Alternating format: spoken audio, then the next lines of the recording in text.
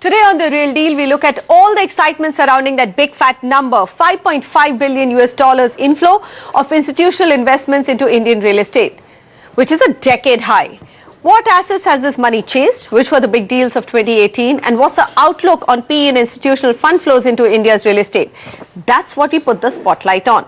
Joining me to assess the investment mood of 2019 are Ramesh Nair, CEO and country head of JLL India. We also have with us Sunil Rohakale, MD and CEO of ASK Group, and Vikas Chimakurti. He's the CEO of Kotak Realty Firm. Ramesh, clearly the trend shifted somewhere around 2016. Even, the PE funds right up to 2016, if you look at the numbers, continue to back residential real estate far more than commercial real estate. But it's the Brookfields and the Blackstones and the GICs which tipped the numbers in 2017 and 18. Those mega deals just took the numbers in favor of commercial real estate. My question is, what happens in 2019? How will the money flows be? Look at a Blackstone. It scooped up so many residential assets in the subprime crisis, but we didn't have any kind of a shocking event like that. It was just a desperate lull, as we call it. They're big investors. Are they looking at residential at all, or are they likely to back office assets, commercial assets in 2019?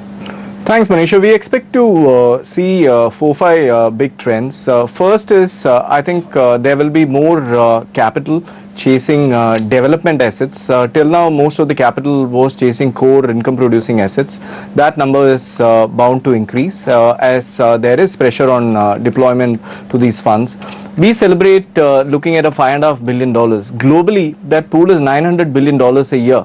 So there's huge amount of opportunities still left. So one is development. Second is definitely a lot more exits will be seen. We recently saw CPPIB exit an asset in Chennai, which was valued at around 2,500 crores.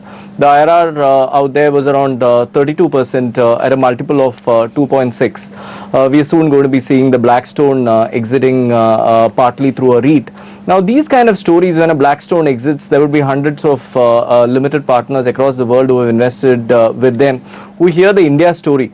And that's quite confident that that REIT will be reasonably successful. So we're going to be seeing a lot more exits. The third is we're going to be seeing a lot more creation of platforms. In the last few years, we've already seen close to $7 billion of platforms being created, most of it in office and industrial.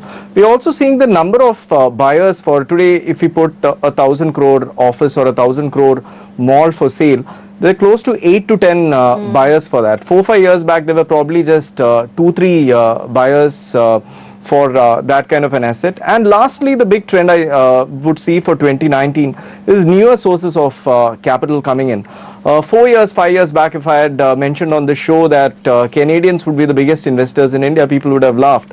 But today, look at Brookfield or CPPIB, the wave of Canadian capital which is come into India. I think there would be newer sources of capital. There would be Japanese, there would be Koreans, there would be newer sources coming in, newer pools of capital from Middle East, from Singapore, from US. So these are some of the big trends I expect to see in 2019. Are they going to worry about the election 2019 outcome at all? The way we're looking at it, there are some experts and pundits who are calling out a hung parliament this year, if nothing else. Is anyone going to, these big chunks of investors, a new pool of investors, would they not be looking for continuity of policy, Ramesh? We've been asking this question to many funds. I believe both sides are very investor friendly. You may remember, things went down to $1 billion in 2012, 2013, but we saw the peak of 7-8 billion happening in 2007-8 when the previous Congress government was in power.